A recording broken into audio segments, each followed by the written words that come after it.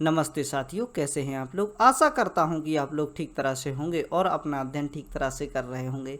भारतीय राज्य व्यवस्था का यह 22वां व्याख्यान है और इसके अंतर्गत हम अध्ययन करेंगे अनुच्छेद 17 एवं अनुच्छेद 18 का। सबसे पहले आपको एक बात याद होनी चाहिए कि अनुच्छेद 17 के अंतर्गत क्या आता है। तो अनुच्छेद 17 के अंतर्गत आता है अस्पृश्यता का अंत।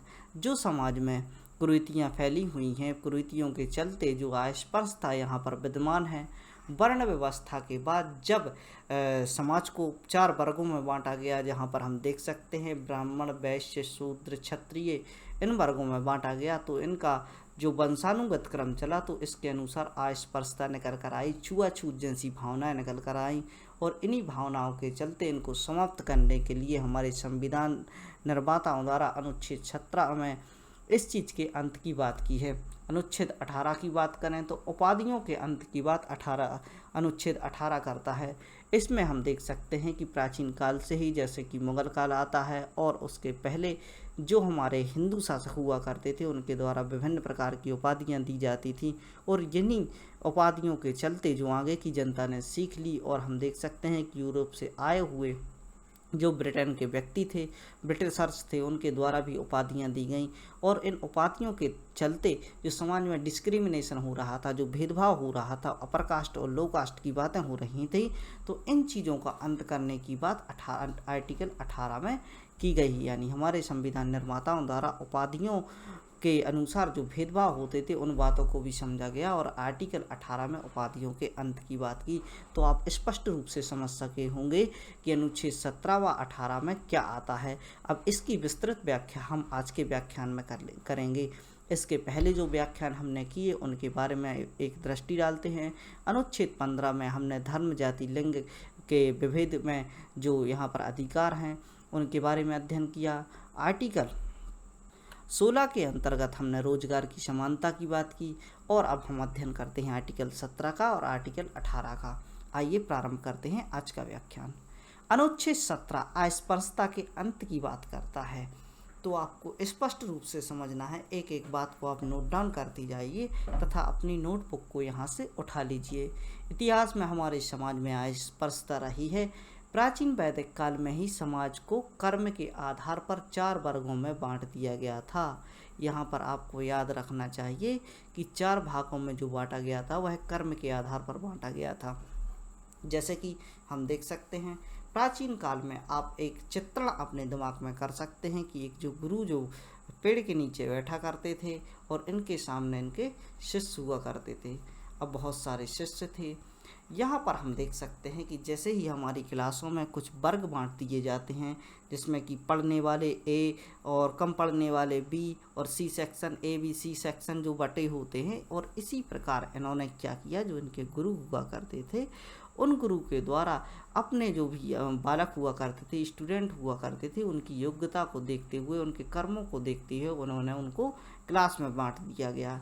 इनकी 4 क्लासें बनी, ए बी सी डी। इसके प्रकार हम समझ सकते हैं कि ए जो क्लास थी इसमें ब्राह्मण को रख दिया गया, बी जो क्लास थी इसके अंतर्गत वैश्य को रख दिया गया, सी के अंतर्गत क्षत्रिय को रख दिया गया और डी के अंतर्गत हम देख सकते हैं कि शूद्रों को रख दिया। अब इस प्रकार इन्होंने 4 वर्गों को बांट दिया और अपने छात्रों की योग्यताओं के अनुसार यहाँ पर वितरित कर दिया गया। तो यहाँ पर हम समझ सकते हैं कि एक व्याख्या और दी गई कि जो ब्राह्मण होते हैं, जिनका दिमाग चलता है और वो पुस्तकों की व्याख्या किया करते थे। एक उदाहरण के तौर पे मैं आपको बता रहा हूँ, ऐसा ज़रूरी नहीं है कि किसी ब्राह्मण का ही दिमाग चलता है।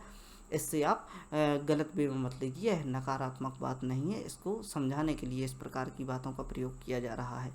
ब्राह्मण को मस्तक की व्याख्या दी गई, क्षत्रिय जिनकी भुजाएं मजबूत हुआ करती थी, लड़ने के लिए सक्षम हुआ करते थे, वैश्य व्यापारी जो पेट के लिए काम किया करते थे। अदा हम देख सकते हैं कि जो हमारे सेठ होते हैं, जो बनिए होते हैं, उनके पेट बड़े हुआ करते हैं। तो यहाँ पर उधर की बात यहाँ पर की गई कि जो पेट के लिए व्यापार का काम करते हैं व्यापारी वर्ग, और शूद्र जिनको पैरों की संज्ञा दी गई थी, यानी जो सेवा करने का कार्य किया जाता है तो उसके लिए शूद्र की संज्ञा दी गई थी। तो इस प्रकार की मनोभावना के चलते इन 4 वर्गों में कर्म के आधार पर जो हमारे वैदिक काल में प्रारंभ में किया गया था, यहाँ पर समाज को बांटने का प्रयास किया गया।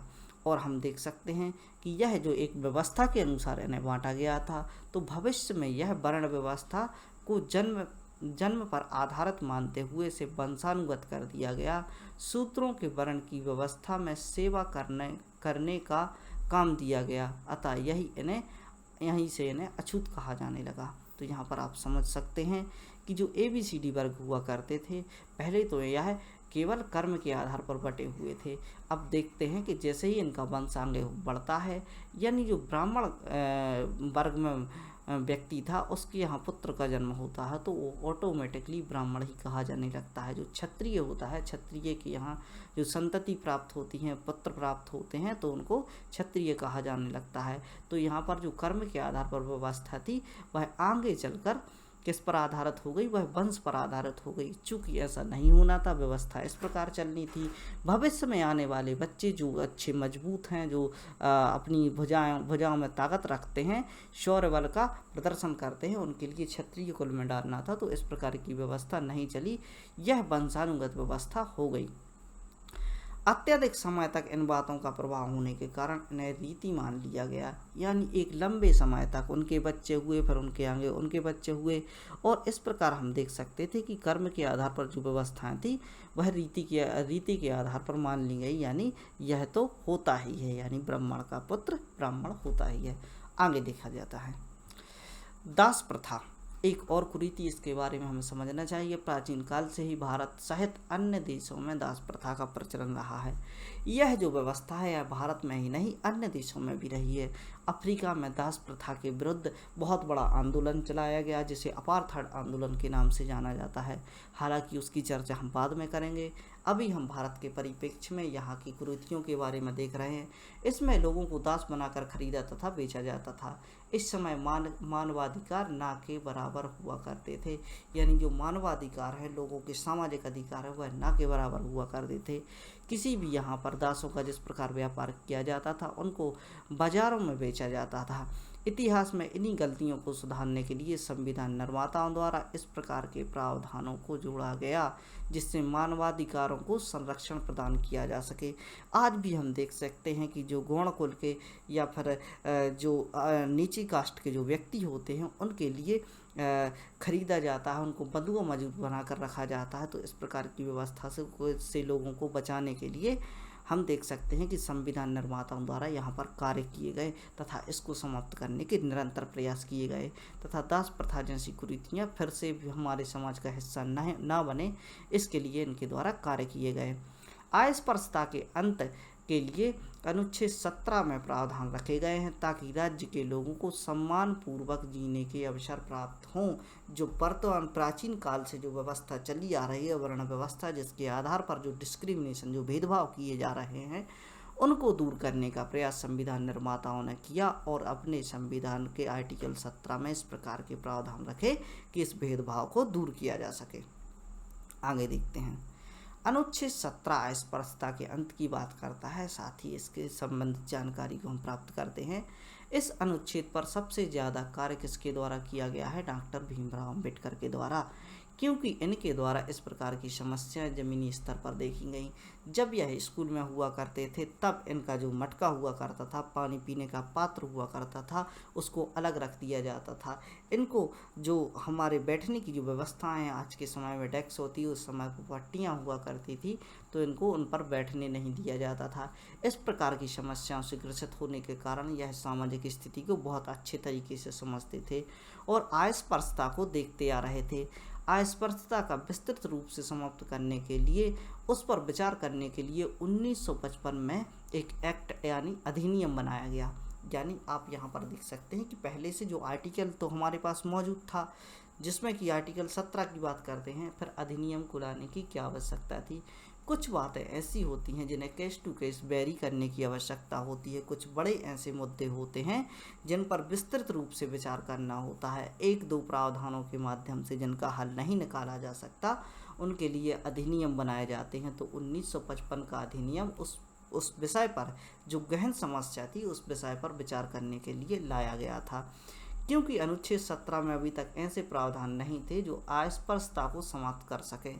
यानी अस्पृश्यता हर एक क्षेत्र में मौजूद थी, चाहे आप होटलों में कह लें, यहाँ पर हम देख सकते हैं मकानों में कह लें, ऐसी ऐसी जगहों पर, पूजा स्थलों पर कह लें, यहाँ पर इनका शोषण किया जाता था। तो सभी जगह से इसको समाप्त करने के लिए इस प्रकार के अधिनियम की आवश्यकता पड़ी और आर्टिकल 17 केवल इस प्रकार के कार्य नहीं कर पा रहा था।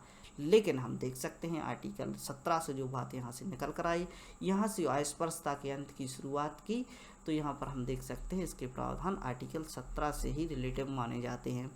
1976 में 1955 के अधिनियम को प्रोटेक्शन ऑफ सिविल राइट का दर्जा दिया गया। यानी अब तक जो अधिनियम था उसको और अच्छा करते हुए प्रोटेक्शन ऑफ सिविल राइट का दर्जा दे दिया गया। कब? 1976 में। यह डेट आपको याद रखनी है। हमारे संविधान में प्रारंभ में अस्पृश्यता की व्याख्या नहीं थी, यानी हमारा संविधान शुरुआती तौर पर अस्पृश्यता की व्याख्या नहीं करता था कि अस्पृश्यता आखिरकार में है क्या। जैसे कि हमने राज्य की परिभाषा को समझा कि जो हमारी भारतीय टेरिटरी है, वो भारतीय क्षेत्र के अंतर्गत आने वाले सभी क्षेत्र हैं, उनको भारत का हिस्सा माना जाएगा। उस प्रकार हम देख सकते हैं कि जो अस्पृश्यता है इसकी इस प्रकार से व्याख्या नहीं की गई थी कि यह जो कार्य है, इस प्रकार के जो कृत्य हैं वह अस्पृश्यता के अंतर्गत आते हैं। इसका प्रमुख कारण यह था कि केवल कुछ बातों को लेकर ही कानून बनाया जा सकता है था। जैसे जैसे समाज में घटनाएं होती जाती वैसे वैसे उन सब का विस्तार से अध्ययन करना था। यानी उस समय पर इसलिए कानून स्पष्ट नहीं बनाए गए क्योंकि उनको समस्या ही पता नहीं थी। जैसे जैसे ही उन्होंने समाज की घटनाओं के बारे में जानकारी प्राप्त की, उनको अध्ययन किया, एनालाइज किया, उसके बाद विस्तृत अध्ययन करने के बाद उन्होंने इसका समाधान निकाला। और जो यहाँ पर हम देख सकते हैं कि जो प्रोटेक्शन ऑफ सिविल राइट है उसके लिए लाया गया 1955 का जो अधिकार जो कि अधिनियम है, इसी के संबंध में लाया गया ताकि समाज में व्याप्त सभी प्रकार के अस्पृश्यता को दूर किया जा सके तथा समाज के हर एक व्यक्ति को मुख्य धारा से जोड़ा जा सके। मुख्य धारा आपको याद रखनी चाहिए, जहाँ सभी लोग इक्वल होंगे और एक अरसे के बाद जब सब लोग इक्वल होंगे तो इस प्रकार के राइट्स की आवश्यकता नहीं पड़ेगी। चूँकि मेरा मानना यही है कि कभी इन राइट्स की आवश्यकता नहीं पड़े, समाज के सभी व्यक्ति एक तबके के साथ खड़े हों, एक समान स्तर पर खड़े हों और वहाँ से अपना विकास प्रारंभ करें। अनुच्छेद 17 के बारे में और बातें देख लेते हैं। हमारे संविधान को जीवित दस्तावेज कहा जाता है। क्यों कहा जाता है? इसके बारे में आपने एक आर्टिकल पढ़ा होगा 368। यहाँ पर संविधान में संशोधन की बात की जाती है। तो जो चीज़ जीवित अवस्था में होती है उसमें निरंतर परिवर्तन आते हैं। यदि आप एक बहुत ही अच्छी शायरी सुनी होगी जिसमें वो कहता है, मुश्किलें कितनी भी आए उनसे टकराना ज़रूरी है, जिंदा हो तो नज़र आना ज़रूरी है। तो यहाँ पर हम देख सकते हैं 368 यहाँ पर जो नज़र आता है, यहाँ पर हम देख सकते हैं कि यह निरंतर ही बदलाव की बात करता है। जो भी संविधान में ज़रूरत होती है उसमें संशोधन की बात करता है, क्योंकि इसमें समय समय व परिस्थितियों के अनुसार बदलाव होते रहते हैं। उदाहरण के लिए मौलिक अधिकारों का विस्तार आर्टिकल 17 का जो जिस प्रकार विस्तार किया गया 1955 के अधिनियम द्वारा 1976 में जब इसे प्रोटेक्शन राइट माना गया, तो यहाँ पर हम देख सकते हैं जिस प्रकार मौलिक अधिकारों का विस्तार होता है। आर्टिकल 19 में हम देख सकते हैं कि नगर पालिका म्यूनसिपैलिटी को जोड़ा गया, जो कि कोऑपरेटिव सोसाइटी हैं वह जोड़ी गई। तो इस प्रकार हम देख सकते हैं जिस प्रकार मौलिक अधिकारों का विस्तार हुआ, तो इसे लाइव डॉक्यूमेंट यानी जीवित दस्तावेज भी कहा जाता है। मद्रास हाई कोर्ट ने एक बात कही तो उसके बारे में हम समझ सकते हैं कि मद्रास हाई कोर्ट द्वारा कहा गया कि अनुच्छेद 17 अस्पृश्यता की बात तो करता है लेकिन सामाजिक बहिष्कार की बात नहीं करता। तो सामाजिक बहिष्कार की बात यहाँ पर होती है प्रोटेक्शन राइट ऑफ जो कि 1976 का है, यहाँ पर बात होती है। तो यहाँ पर हमें समझना चाहिए कि अस्पृश्यता की बात वहाँ पर की जाती है, अस्पृश्यता यानी छुआछूत की बात। और सामाजिक बहिष्कार को आपको समझना चाहिए कि सामाजिक बहिष्कार शब्द कहाँ से निकल कर आता है।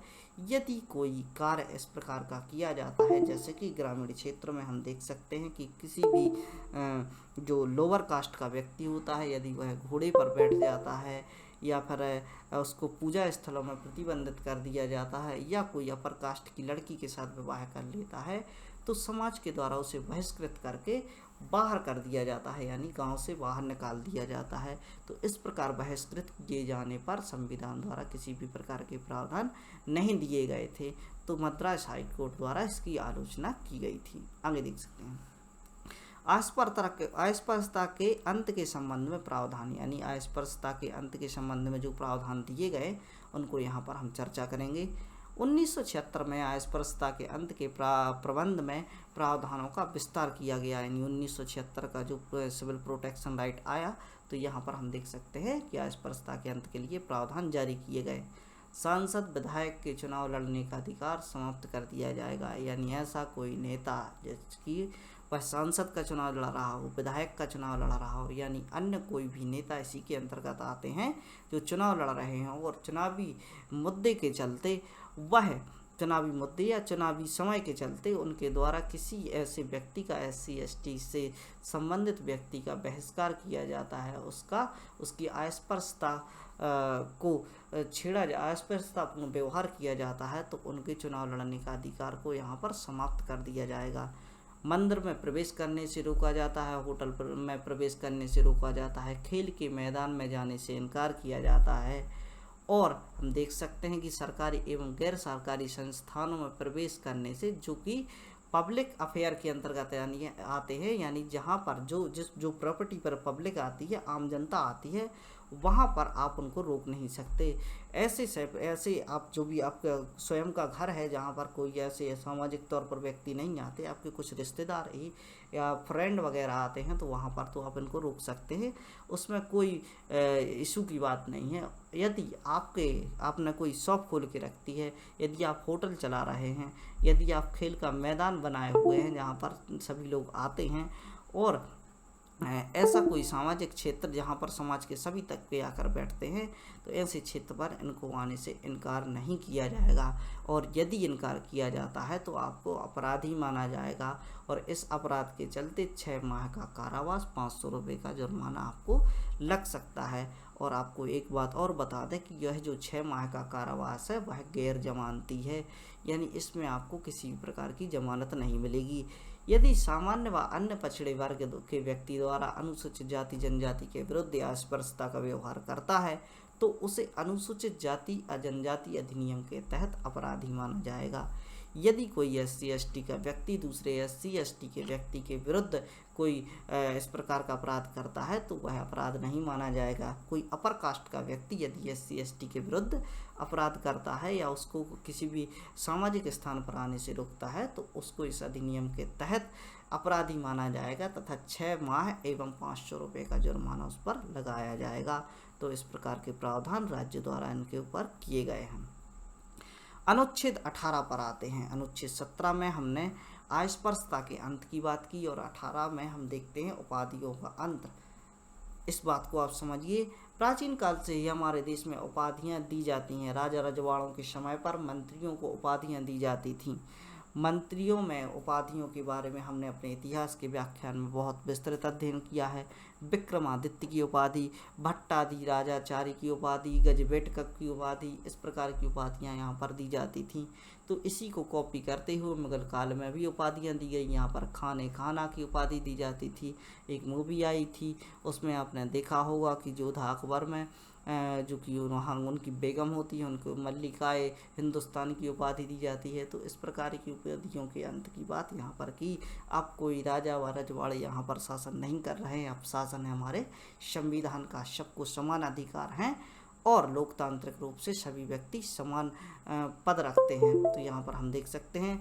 इसके बाद जब अंग्रेजों का दौर आया तो उनके द्वारा उपाधियाँ दी गईं। उदाहरण के लिए sir Ganga Rao, Rai Bahadur, knighthood, Lord, यानी इनको भगवान की भी उपाधि दी जाती थी। इनके जो गवर्नर हुआ करते थे, लॉर्ड वेलेजली है, लॉर्ड कर्जन है, इस प्रकार इनको लॉर्ड भी बोला जाता था।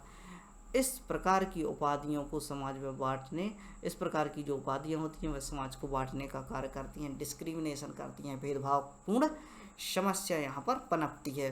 तो इसी समस्या से बचने के लिए संविधान निर्माताओं द्वारा जब संविधान का निर्माण किया गया तो अनुच्छेद 18 को डाल दिया गया। और अनुच्छेद 18 क्या करता है? उपाधियों के अंत की बात करता है कि इस प्रकार की जो उपाधियाँ जो समाज को बांटने का कार्य करती हैं, उन उपाधियों का अंत किया जाएगा। आगे देखते हैं। अवार्ड और उपाधियों में अंतर क्या है, यहाँ पर हमें समझना चाहिए। अवार्ड तो हम प्राप्त कर सकते हैं लेकिन उपाधियाँ हम प्राप्त नहीं कर सकते। उपाधियाँ वह कहलाती हैं जो हम साथ लेकर चलते हैं। जैसे कि कोई व्यक्ति अपने लिए लम्बड़दार बोलता है तो लम्बड़दार उसका नाम साथ में चलता है, तो इस प्रकार की उपाधि कोई नहीं ले सकता, यह अवैध है। चूँकि इस पर किसी भी प्रकार के सज़ा के प्रावधान नहीं है इसलिए लोग बोलते हैं तो चीज़ें चल रही हैं। लेकिन अंतर आत्मा की दृष्टि से देखा जाए, जब संविधान हमारा लागू हुआ और उसमें इस प्रकार की बातों को इंक्लूड किया गया है, तो किसी भी व्यक्ति को इस प्रकार के भाव नहीं लाना चाहिए। सभी व्यक्ति समान रूप से विचरण करते हैं, सभी भारतीय नागरिक हैं और भारतीय नागरिक होना ही अपने आप में बहुत बड़ी पदवी है। चलिए अवार्ड के बारे में जानकारी लेते हैं। यह वर्तमान में भी दिए जाते हैं। इनमें पद्म अवार्ड आते हैं जिनकी शुरुआत 1954 से की गई थी। एक का आंसर यहाँ से बन जाता है आपका कि जो पद्म अवार्ड्स हैं उनकी शुरुआत कब से की गई, तो 1954 से की गई थी। प्रारंभ में इन्हें संवैधानिक तौर पर नहीं स्वीकारा गया था, कोर्ट द्वारा इनको नकारा ही जाता था। कोर्ट द्वारा कहा जाता था कि किसी भी प्रकार के जो अवार्ड हैं वह नहीं देने चाहिए। लेकिन इन अवार्ड का प्रयोग उपाधियों के तौर पर करना आज भी प्रतिबंधित है। यानी जो भी अवार्ड होते हैं उनको जो कि उपाधियों के तौर पर यूज करना आज भी प्रतिबंधित है। यानी कोई यह नहीं कह सकता कि भारत रत्न कोई भी व्यक्ति पद्म विभूषण, यानी मीडिया द्वारा ऐसा यूज किया जाता है कि भारत रत्न अटल बिहारी वाजपेयी जो कि बहुत ही सम्मानीय पुरुष है उनको कहा भी जा सकता है, लेकिन संविधान इसकी इजाज़त नहीं देता। इन्हें स्वयं द्वारा नाम के साथ नहीं लिखा जा सकता। यानी कोई व्यक्ति यदि अपना नाम बोलता है तो यह नहीं कह सकता कि पद्म विभूषित या भारत रत्न सचिन तेंदुलकर, यानी स्वयं के लिए इस प्रकार एक्सप्रेशन नहीं कर सकता कि हम खुद के नाम के आगे इसको लगा सके। उदाहरण के लिए भारत रत्न, पद्म विभूषण, पद्मश्री इस प्रकार के नाम अपने नाम के आगे स्वयं नहीं लगाया गया। यदि मीडिया ऐसा कुछ बोलती है तो उसमें उसकी गलती नहीं है, वह मीडिया के द्वारा बोला जा रहा है। अब उपाधियों की बात करें तो उपाधियों के अंत की बात तो हम ऊपर से ही कर रहे हैं। तो यहाँ से हम देख सकते हैं उपाधियों को देने के लिए ऐसे लोगों को चुना जाता है जो अंग्रेजों के हितैषी हुआ करते थे। यह एक नकारात्मक पक्ष था।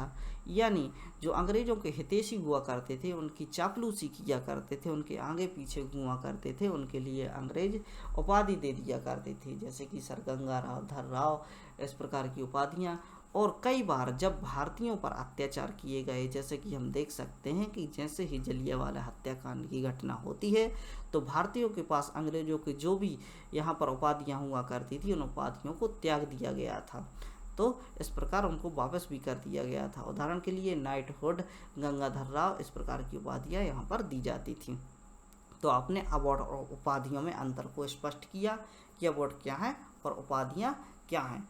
अवार्ड वैलिड होते हैं लेकिन आप अवार्ड ले सकते हैं, अपने नाम के आगे नहीं जोड़ सकते। जैसे ही अवार्ड को आप अपने नाम के आगे जोड़ते हैं तो उसे वह अपने आप ही उपाधियाँ बन जाती हैं, और उपाधियाँ पहले से ही संविधान द्वारा मनाही की गई है कि इस प्रकार की उपाधियाँ नहीं देनी है। उपाधियों की बात करें, सुनील गावस्कर को ब्रिटेन द्वारा नाइटहुड की उपाधि दी गई थी तथा इनके द्वारा उपाधि को अस्वीकार कर दिया गया। अनुच्छेद 18 को संविधान द्वारा उपाधियों पर प्रतिबंध लगाने की बात की जाती है, लेकिन उपाधियों का प्रयोग यदि कोई करता है तो उसके लिए सजा का कोई प्रावधान नहीं है। केवल भेदभाव के अंत के लिए यह अंतर आत्मा से इनके प्रयोग न करने की बात संविधान द्वारा की जाती है। यानी समाज में आप भेदभाव ना फैलाएं और इतने अच्छे पद पर पहुंचने के बाद आपको जो अवार्ड दिया गया है उसको उपाधि की तरह यूज़ ना करें। इसलिए अनुच्छेद 18 में उपाधियों के अंत की बात की गई है। इसके लिए किसी भी प्रकार की सजा के प्रावधान नहीं है। अपवाद। अब अपवाद देखें कि जब राज्य उपाधियों को लेने से इनकार करता है फिर भी कुछ लोग उपाधियां लेकर घूमते हैं और संवैधानिक तौर पर यह सही भी है। तो यहाँ पर हमें समझना चाहिए, यदि आप डॉक्टर बन जाते हैं, यदि आप इंजीनियर बन जाते हैं, यदि आप पीएचडी कर लेते हैं और आपके नाम के आगे पीछे डॉक्टर लिखा जाने लगता है तो आपकी उपाधि वह संवैधानिक तौर पर गलत नहीं मानी जाएगी। चूँकि आप समाज से बढ़कर एक कार्य कर रहे हैं, यहाँ पर आप रिसर्च कर रहे हैं, देश के लिए कार्य कर रहे हैं, तो सरकार द्वारा इन चीज़ पर मनाही नहीं की जाती। इसके अलावा आप भारतीय सेना में जनरल हैं, भारतीय सेवा के लिए जनरल, कर्नल, ब्रिगेडियर आदि पदों का प्रयोग अपने नामों के साथ कर सकते हैं। यानी आपने एक मूवी देखी होगी राजकुमार की तिरंगा, उसमें ब्रिगेडियर सूर्यदेव सिंह राजकुमार का नाम होता है, तो इस प्रकार के नाम आप स्वयं ले सकते हैं, तो इसे गलत नहीं माना जाएगा। तथा इसके अलावा आप भारतीय सेना में परमवीर, भारत रत्न, इससे संबंधित अन्य अवार्ड प्राप्त करते हैं तो भी अपने नाम के साथ प्रयोग कर सकते हैं, उन्हें भी गलत नहीं माना जाएगा तथा इसे सामाजिक तौर पर भेदभाव नहीं माना जाएगा। संविधान द्वारा जो कि यहाँ पर बात की गई है तो इसमें समझाया गया कि इस प्रकार के पदों पर आसीन जो व्यक्ति हैं, जैसे कि डॉक्टर हैं, इंजीनियर हैं, पीएचडी होल्डर हैं और भारतीय सेना में सेवारत जो व्यक्ति हैं, उनके लिए अपने नाम के साथ यदि पदवी को, जो उपाधि को धारण करते हैं तो उन्हें इसे भेदभाव नहीं माना जाएगा, यानी वह यह इसका प्रयोग कर सकते हैं। देश में यदि किसी प्रकार भारत रत्न दिया जाता है तो वह भारतीय पदों में 7वीं रैंक को स्वतः ही प्राप्त कर लेता है। यानी जो राष्ट्रपति का पद होता है और इसके नीचे जो भी पद आते हैं, तो यदि कोई भारत रत्न प्राप्त कर लेता है तो जो 7वीं रैंक का अधिकारी होता है उसके इक्विवेलेंट पावर भारत रत्न के पास होती है। आगे देखते हैं उपाधियों के अंत के लिए प्रावधान। राज्य द्वारा उपाधियों के अंत के लिए क्या प्रावधान किए गए हैं, वहाँ उसकी व्याख्या यहाँ पर हम समझ सकते हैं। यदि कोई राज्य सरकार केंद्र के समान किसी भी अवार्ड नहीं दे सकती, यानी यहाँ पर हमें समझना चाहिए कि केंद्र को पावर है, यहाँ पर शक्ति है कि वह अवार्ड दे सकती है। विभिन्न प्रकार के पद्मश्री, पद्म विभूषण, पद्म भारत रत्न, यह अवार्ड केंद्र सरकार के द्वारा दिए जाते हैं। आप देख सकते हैं कि संसद चैनल पर आपने देखा होगा कि जो अवार्ड दिए जाते हैं वह राष्ट्रपति द्वारा प्रदान किए जाते हैं। इस प्रकार का कार्य कोई राज्य सरकार नहीं कर सकती। सभी अधिकारियों को समान दर्जा देने के लिए देने की जिम्मेदारी किसके पास होती है, राज्य के पास होती है। इसके लिए कार्य भी किए जाते हैं। उदाहरण के लिए लाल बत्ती पर रोक लगा दी गई थी, यानी यहाँ पर कुछ रौब जताने के लिए लाल बत्ती का प्रयोग किया करते थे। यानी यहाँ कहीं कहीं पर यह भी देखा गया कि लाल बत्ती में बैठकर उनके परिवार के जन यहाँ वहाँ जा रहे हैं, तो इस प्रकार की बातों को देखते हुए लाल बत्ती को बैन कर दिया गया, हटा दिया गया, ताकि जो कि अधिकारी हैं उनमें समानता लाई जा सके। यदि कोई विदेशी व्यक्ति राज्य सरकार के अधीन कार्य कर रहा है तो उसे किसी भी प्रकार की उपाधि धारण नहीं करेगा। यानी अब हम देख सकते हैं कि भारत में जो उपाधियां लेना तो क्या है, यहाँ पर तो इनवैलिड है, और विदेशों में लेना इसके लिए वैलिड माना जाता है। यदि कोई विदेशी व्यक्ति राज्य में सेवा करने आया या राजदूत है यहाँ पर हमारे देश में या हमारे राज्य में, जो व्यक्ति जो विदेशी है वह राजदूत बनकर आया, तो उसके लिए भी किसी उपाधि से नहीं नवाजा जाएगा, और उसे उपाधि लेनी है तो राष्ट्रपति से इजाज़त लेनी होगी। यदि उसे किसी प्रकार की उपाधि दी जाती है तो वह राष्ट्रपति से पहले इजाज़त लेगा, फिर उस उपाधि को धारण करेगा। 1996 में सुप्रीम कोर्ट द्वारा पद्म अवार्ड को संवैधानिक मान्यता दी गई। यानी यहाँ पर हम देख सकते हैं कि जो पद्म अवार्ड हुआ करते थे 1996 तक, यह संवैधानिक तौर पर उपाधि नहीं माने जाते थे, और यह कहा गया कि यह उपाधि नहीं अवार्ड है। अब भी जो 1996 में जो सुप्रीम कोर्ट द्वारा इसे स्वीकार्यता दी गई, तो इसको उपाधि के रूप में स्वीकार्यता नहीं दी गई, इसे अवार्ड के रूप में स्वीकार्यता दी गई। अवार्ड को उपाधि की तरह प्रयोग नहीं करना है, ना ही अपने नाम के आगे इसको लगाना है। 1954 में पद्मश्री अवार्ड प्रारंभ किए गए थे, लेकिन 1977 में जब जनता पार्टी की सरकार आई तो इन पर कुछ समय के लिए रोक लग चुकी थी। यानी इस समय पर जो प्रत्येक वर्ष बांटे जाने वाले पद्मश्री अवार्ड हुआ करते हैं वह नहीं बटे थे, और इसके अलावा जब कांग्रेस की सरकार आती है, इंदिरा गांधी फिर से चुनकर आती हैं, तो उनके द्वारा पुनः से यह अवार्ड प्रारंभ करा दिए गए थे।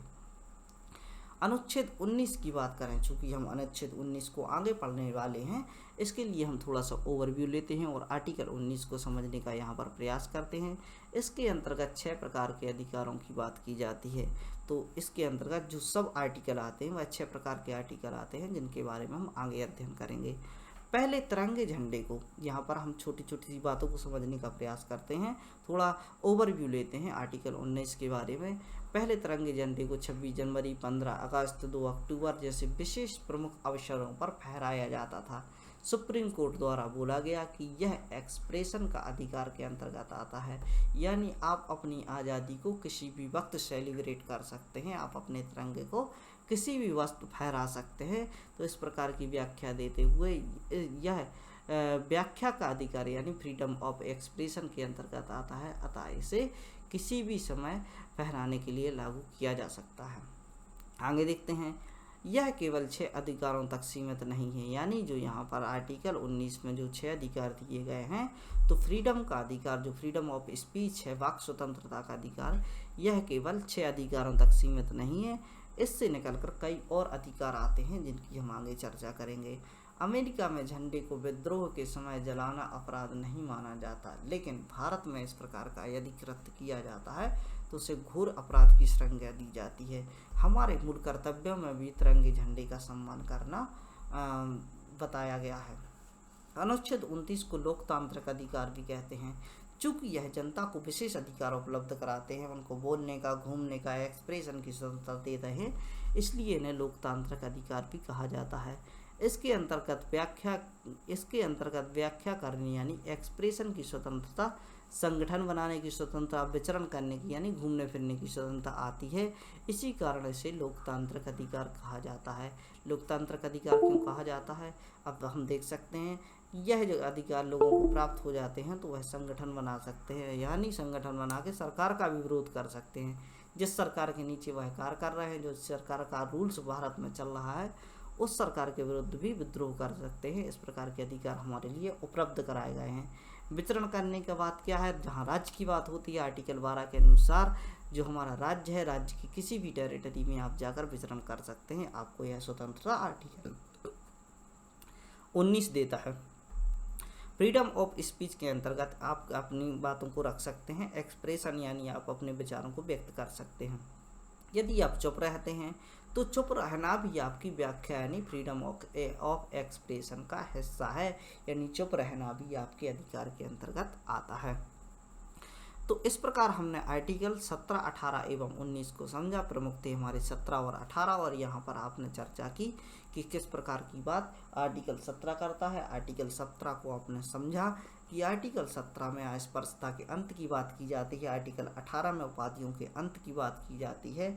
तो यहाँ से आपने 2 आर्टिकल की प्रमुख रूप से व्याख्या को समझा, और आशा करता हूँ कि आपको सारा कुछ समझ में आया होगा। नोट डाउन कीजिए और जानकारी को याद करने का प्रयास कीजिए, और इसी प्रकार के प्रश्न यहाँ से बनते हैं। और आगे भी इसी प्रकार की जानकारी लेने के लिए बने रहें study right by Mani Pandey से। ऐसे बच्चों तक लेक्चर्स को पहुँचाने का प्रयास करें जो इस प्रकार की शिक्षा लेना चाहते हैं। जो भी बच्चे बाहर जाने के लिए, शिक्षा प्राप्त करने के लिए सक्षम नहीं है या घर बैठकर अच्छी शिक्षा लेना चाहते हैं, चूँकि जैसे कि हम बाहर जाने के लिए जैसे फीस पे करते हैं, आने जाने का ट्रांसपोर्ट का खर्चा होता है, और घर की जिम्मेदारियों से दूर होकर अध्ययन करते हैं। यदि आप घर पर भी अच्छी क्वालिटी का अध्ययन करना चाहते हैं तो आप हमसे जुड़िए और यहाँ पर अध्ययन कीजिए। तो इसी बात के साथ बता लेते हैं आपसे। पढ़ते रहिए, खुश रहिए। जय हिंद, भारत माता की जय।